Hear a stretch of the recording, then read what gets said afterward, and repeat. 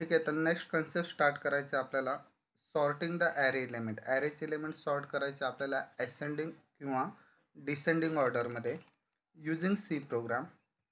C use the standard library. सीची स्वतःची own library आहे stdi.h. Execution beginning start with. प्रोग्रामचे एक्झिक्युशन कुठून स्टार्ट होते? मेन फंक्शनपासून.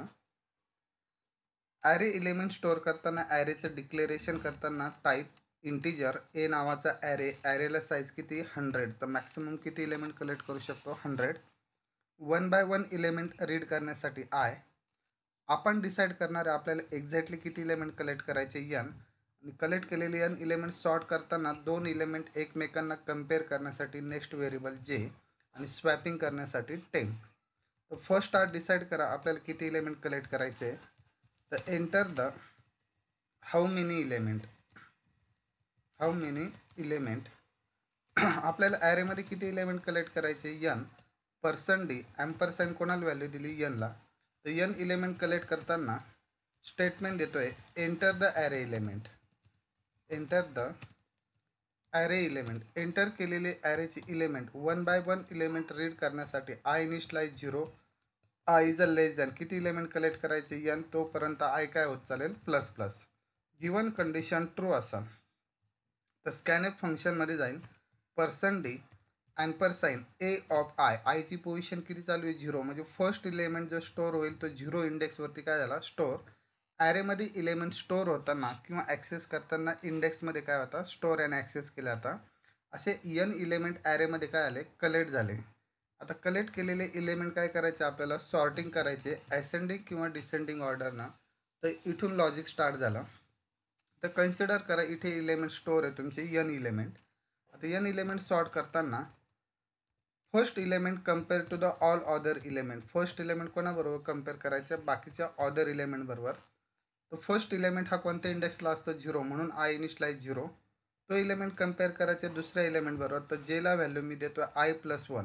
म्हणजे नेक्स्ट व्हॅल्यू ही जे इकडे दिली जे इज ऑल्सो लेस दॅन कोणापेक्षा? एन इलेमेंटपेक्षा. तोपर्यंत जे पण काय होत चालेल? Plus plus.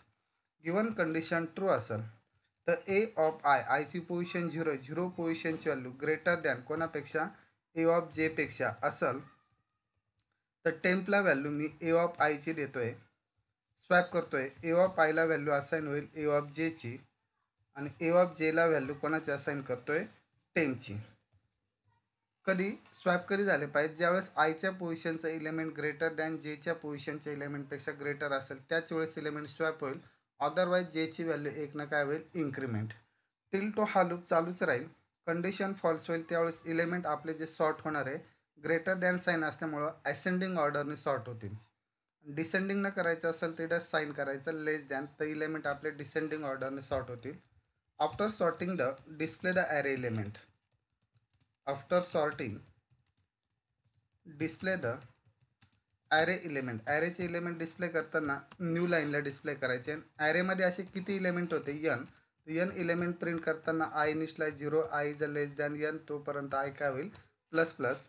Given condition true असेल तर डिस्प्ले करताना प्रत्येक इलेमेंटमध्ये कितीचा स्पेस ठेवायचा आपल्याला? 5चा. ए ऑफ आयची पोझिशन काय चालू आहे? 0. मग 0 पोझिशनचा पहिला एलिमेंट काय करेल? डिस्प्ले. परत आय प्लस प्लस झाला म्हणजे 1 is a less than N. तर 1 पोझिशनचं एलिमेंट काय करेल? Display. Return 0. Terminate the main function terminate केलं. End of the program. Application execute करतोय तर कलेक्ट केलेले एलिमेंट सॉर्ट करायचे आपल्याला असेंडिंग और डिसेंडिंग. आता जो प्रोग्राम आहे तो असेंडिंगचा आहे. तर enter the how many element. आपल्याला इलेमेंट किती कलेक्ट करायचे? 5. एंटर द ॲरे एलिमेंट 56, 90, 12, 45, 88 असे 5 इलेमेंट ॲरेमध्ये काय केले आपण? कलेक्ट केले. कलेक्ट केलेले इलेमेंट सॉर्टिंग करायचे असेंडिंग ऑर्डरनं. तर after sorting the display the array element 12, 45, 56, 88 and 19. ही कोणती ऑर्डर भेटली आपल्याला? असेंडिंग भेटली. ही जर ऑर्डर डिसेंडिंग करायची असेल तर इथे साईन ग्रेटर दॅनच्या ठिकाणी साईन काय करायचं? Less than. To sort the array element. ॲरेचे एलिमेंट इथे काय झाले?